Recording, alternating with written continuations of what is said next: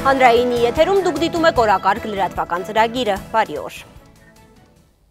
Տավուշի մարզում ադրբեջանական դիվերսիայից մոտ 2 շաբաթ անց ԵԱՀԿ Մինսկի խմբի համանախագահները հանդես են եկել հայտարարությամբ, որում նշում են. Երևանն ու Բաքուն շարունակում են միմյանց մեղադրել 2016 թվականի դեկտեմբերի 29-ին հայ-ադրբեջանական սահմանին գրանցված ներխուժման փորձի կապակցությամբ, որի հետևանքով զոհեր եղան։ Հրադադարի ռեժիմի խախտումն անընդունելի է եւ հակասում է կողմերի ստանձնած պարտավորություններին։ Համանախագահները Հայաստանի ու Ադրբեջանի առաջնորդներին կոչ են անում խստորեն հետևել 2016 թվականին բարձր մակարդակով Վիեննայում ու Սանկտ Պետերբուրգում ստանձնած պարտավորությունների կատարմանը, ներառյալ կարճ ժամանակում միջադեպերի հետաքննման ԵԱՀԿ մեխանիզմի ստեղծումը։ Համանախագահները նաև կոչ են անում անհապաղ վերադարձնել աճյունները 2010 թվականին բարձր մակարդակով Աստրախանում ձեռք բերված պայմանավորվածություններին համապատասխան հաշվի առնելով տվյալ հարցի բացառապես մարդասիրական բնույթը։ Մենք կողմերին կոչ ենք անում դադարեցնել փոխադարձ մեղադրանքներն ու ձեռնարկել անհրաժեշտ բոլոր միջոցառումները իրավիճակը կայունացնելու համար։ Համանախագահները ցավակցություն են հայտնում զոհված զինծառայողների ընտանիքներին, որոնց համար նոր տարվա հետ կապված հույսերը մթագնեցին անիմաստ կորստի վշտից։ Իդեպ Կարմիր խաչի միջազգային կոմիտեի հայաստանյան գրասենյակից հայտնում են, որ իրենք երկխոսության մեջ են երկու կողմերի հետ ադրբեջանցի զինծառայողի մարմինը Բաքվին հանձնելու վերաբերյալ բանակցությունները գաղտնի են։ Իսկ Ադրբեջանը շարունակում է խախտել հրադադարը։ Անցած գիշեր Արցախի հետ շփման գծում հակառակորդը արձակել է 500 կրակոց, մերոնք ձեռնպահ են մնացել պատասխան գործողություններից։ Ձմեռային զորակոչն էլ շարունակվում է։ Շիրակի մարզում զորակոչի մասնակիցների թիվը գրեթե անփոփոխ է։ Տղաները ավելի կոփված են ու առողջ, քան նախորդ տարիներին։ Իսկ ապրիլյան պատերազմից հետո բանակը համալրելու են գալիս նույնիսկ արտասահմանում ապրող երիտասարդներ։ Շիրակի մարզում 2017-ի առաջին զորակոչն է եւ սահմանը պաշտպանելու հաջորդ հերթափոխը։ Խաղավորել ենք ծնողների համար սպասասրահ։ Կապիտանը այս տարվա նորամուծություններից մեկն է ներկայացնում հայրենասիրական ֆիլմերի ուղեկցությամբ, որ զնմանը հաջորդող տոնական մասը Մայր Հայաստան հուշահամալիրում էր։ Միջոցառումը նվիրված 2017 թվականի առաջին զորակոչի առաջին օրվան հայտարարում են բացված։ Խուսափողներ չունենք այս պայդրությամբ։ Այս տարի նվազել է հաշվառված երիտասարդների թիվը, բայց զորակոչին մասնակցողների թիվը գրեթե անփոփոխ է։ Տղաներն ավելի կոփված են ու առողջ, իսկ ապրիլյան պատերազմից հետո բանակը համալրելու են գալիս նույնիսկ արտասահմանում ապրող երիտասարդներ։ Ես եկա, որովհետև հայրենիքս ունի իմ կարիքս։ Լյովան առաջին անգամ է Հայաստանում, իրավաբանի կրթություն է ստացել Ռուսաստանում, նաև ըմբշամարտիկ է, բայց կարիերան ու սպորտը ընդհատել է, որպեսզի ծառայի հայրենիքին։ Ծնողների հրաժեշտը տեսակապով էր, ազգականներինը գրկախառնությամբ։ Էստիս լավ բան, տղա ունենք բանակը ճամփենք, ծավը տանենք, բոլորս էլ ճամփել ենք տղեկին մեր, առողջ գնացել, առողջ եկել են, տարոցնել իրան մեռնին կյանքին։ Այս զորակոչին ի զարմանս շատերի հրաժեշտի արդյունքները գրեթե չկային։ Տրամադրությունն այլ էր, մաղթանքը նույնը՝ բարով գնաք, բարով գաք։ Աննա Մարտիկյան, Մարտին Գևորգյան, օրակարգ։ Նորակոչիկների պատվաստումները արդեն մի քանի տարի է արվում են ոչ թե վերջին պահին, այլ նախորոք։ Արդյունքներ արդեն կան։ Կտրուկ նվազել են նորակոչիկների հիվանդությունները։ Այս մասին երկուշաբթի օրը օրակարգի գլխավոր թողարկմանը ասաց բանակի գլխավոր շտաբի պետ Մովսես Հակոբյանը։ Բավական է մեծ քանակությամբ գրեթե քառակի նվազել են նորակոչիկների շրջանում հիվանդությունները եւ պատվաստումային բարդությունները։ Սա վիճակը սա փաստեր է արդեն եւ բավականին օգնել է մեզ եւ այսօր նորակոչիկը արդեն ադապտացված պատվաստումների կատարած ներկա նմազորամաս եւ առաջին օրվանից սկսում է ծառայություններ իրականացնել։ Տեղափոխվենք Սիրիա, 2016-ին Հալեպում ծնվել է 68 հայ երեխա։ Յուրաքանչյուր տարվա վերջին օրը երեխաների ընտանիքները հավաքվում են Սուրբ Աստվածածին եկեղեցում։ Նորածիններին եւ նրանց ծնողներին նվերներ հանձնելը այստեղ արդեն ավանդույթ է դարձել։ Հալեպից պատմում է մեր թղթակից Մարիա Գաբրիելյանը։ Նորածիններուն եւ անոնց ընտանիքներուն նվերներ փաշխելու նախաձեռնությունը, որ Սուրիո բادرազմի առաջին դալին հարևի մեջ իրագործվեցավ, հետսեդե ավանդություն դարձավ։ Մեկ որ Աստծո շնորհքին դակ մեր սերունդները կշարունակվին, երկու որ դակավին այս համայնքի մեջ նոր սերունդ կգազմավորվի, Եվ երրորդ ասիկա ռիթմը կլա, որ մենք մեկ ընտանիք հասկացողությամբ փոխվենք։ Պերու հայոց թեմի առաջնորդ Տեր-Շահան Սրբազան arczepiskopos Սարգսյանը հովանավորությամբ եւ թեւի նմաստի ցանցնախումբի կազմակերպությամբ յուրաքանչյուր դարվան վերջին օրը իրենց ծնողներուն գերակցությամբ հանդիպումի կհրավիրվին նույն դարվան ծնունդ երեխաները։ Նախաձեռնությունը հիմնականորեն կնպատակադրե քաչալեր հանդիսանալ եւ աջակցել բազմազավակ ընտանիքներուն, նորագազմ հայ ընտանիքների իրարու ծանոթացնել եւ մտերմություններ հաստատել անոնց միջեւ, նաեւ շնորհակալություն հայտնել այս ծրագրին օժանդակող կողմերուն։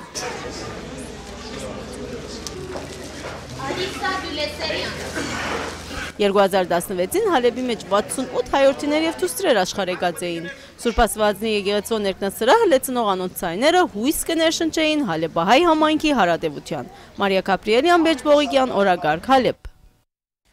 Երբ կլինի իշխանափոխություն Սիրիայում, այս եւ երկրում ահաբեկիչների դեմ վերջնական հաղթանակի մասին է խոսել Բաշար Ասադը։ Նախագահը լիահույս է, որ ամերիկյան նորընտիր վարչակազմը կսատարի սիրիացիներին արմատականների դեմ պայքարում։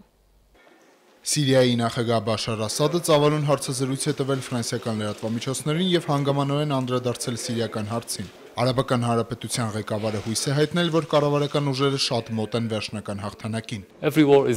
Ցանկացած պատերազմ բացասական երևույթ է, սակայն երբ խոսքը սեփական ժողովրդին ահաբեկիչներից պաշտպանելու մասին է, զինված պայքարը հարցի միակ լուծումն է։ Պալմիրայի վրա ահաբեկիչների հարձակման պատճառը ըստ Սիրիայի նախագահի Հալեբում կառավարական զորքերի առաջխաղացումն էր։ Անդրադառնալով հետագա պաշտպանաբարման հարցին, Ասադը նշել է, որ ցանկացած քայլ անելիս առաջնորդվում է երկրի սահմանադրությամբ։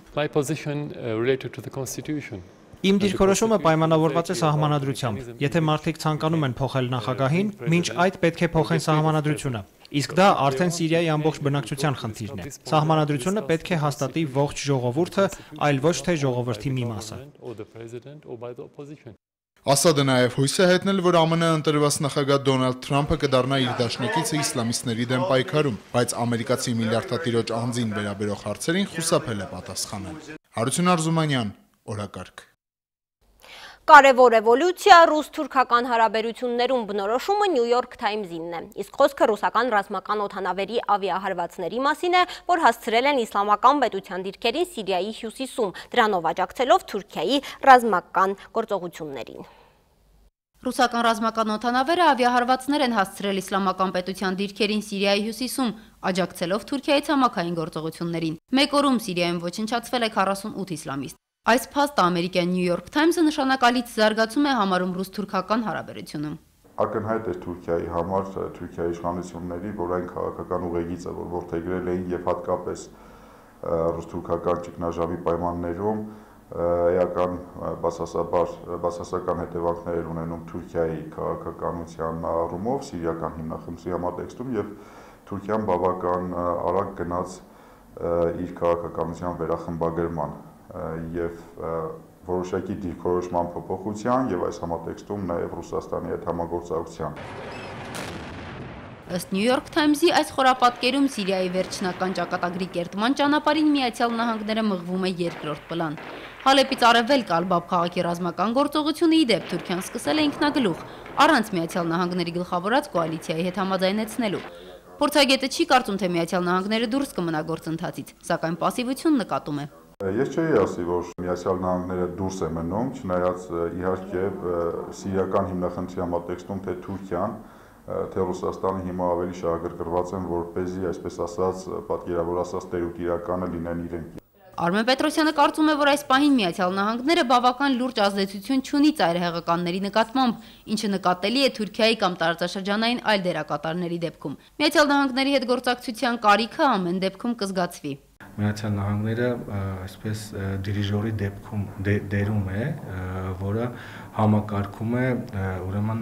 արտաքին բոլոր ուժերի գործունեություն։ Այսինքն, եթե անգամ փորձ արվի Միացյալ Նահանգներին դուրս թողնել այս գործընթացից, ապա այս գործընթացը միանշանակ գնալու է տապալման, որոշակի փուլում գնալու է տապալման։ Արտաքին ճակատից բացի Անկարան չի ձերբազատվում նաև ներքին լրջագույն խնդիրներից։ Թուրքիան քաղաքացիությունից կզրկի հուլիսի 15-ի հեղաշրջման փորձին մասնակցության մեջ կասկածվող այն թուրքերին, որոնք թաքնվում են արտասահմանում եւ չեն վերադառնա հայրենիքի 3 ամսում։ Թուրքերին քաղաքացիությունից զրկող Էրդողանը խոստացել է քաղաքացիություն շնորհել սիրիացի եւ իրաքցի փախստականներին, չմոռանալով պահանջել արևմուտքի խոստացած 3 միլիարդ եվրոն։ Թուրքիան իր կողմից ամենայն դեպս իր ստանձնած պարտավորությունները 100 պատշաճի իրականացնում էր։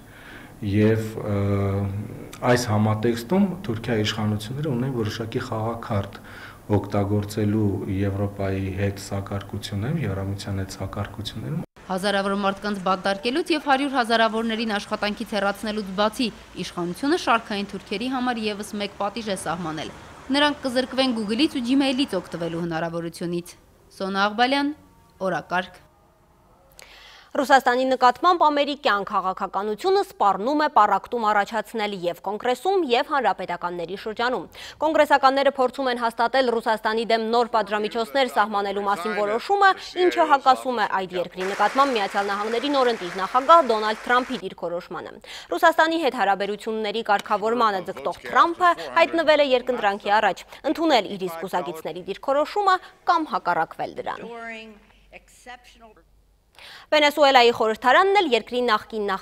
նախագահ Նիկոլաս Մադուրոին պաշտոնանկ է ճանաչել։ Նախագահի պաշտոնաթողությանը կողմ է քվեարկել 106 պատգամավոր, 3-ը ձեռնպահ են մնացել։ Խորհրդարանականները նույնիսկ որոշել են նախագահական նոր ընտրությունների անցկացման ամսաթիվ նշանակել, սակայն երկրի գերագույն դատարանը հիշեցրել է նրանց, որ օրենսդիր մարմինը նախագահին պաշտոնանկ անելու լիազորություններ չունի։ Թբիլիսիում վերջին հրաժեշտը կտան արձակագիր, բանաստեղծ, թարգմանիչ, լրագրող Անահիտ Բոստանջյանին։ Նա Վրաստանի եւ Հայաստանի գրողների միությունների անդամ էր, տարբեր ժանրերի շուրջ 4 տասնյակ գրքի հեղինակ։ Թարգմանել է վրացի հեղինակների, այդ թվում Վաժա Փշավելայի, Նոդար Դումբաձեի, Թամաշ Ճիլաձեի, այլ նշանավոր գրողների գործերը։ Մեծ է եղել Տիկին Բոստանջյանի ավանդը հայ-վրացական գրական կապերի պահպանման եւ զարգացման գործում։ Նա այս տարի կդառնար 68 տարեկան։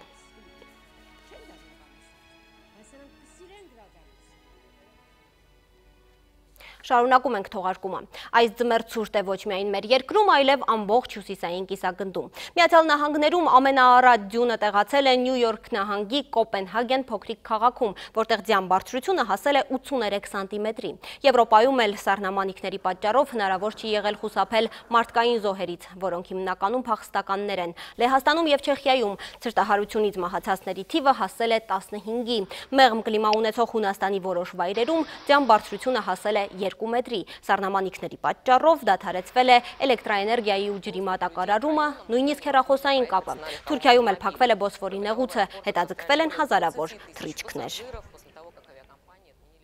Վերադառնանք Հայաստան, այստեղ եւս ցուրտ է։ Արարատյան դաշտը ու Երևանը պատած մառախուղը այս շաբաթ էլ չի ցրվի։ Ջերմաստիճանի փոփոխություն եւս չի կանխատեսվում։ Եվ սա այն դեպքում, երբ որոշ մարզերում արևոտ տաք եղանակ է, այնքան որ ծառերը սկսել են բողբոջել։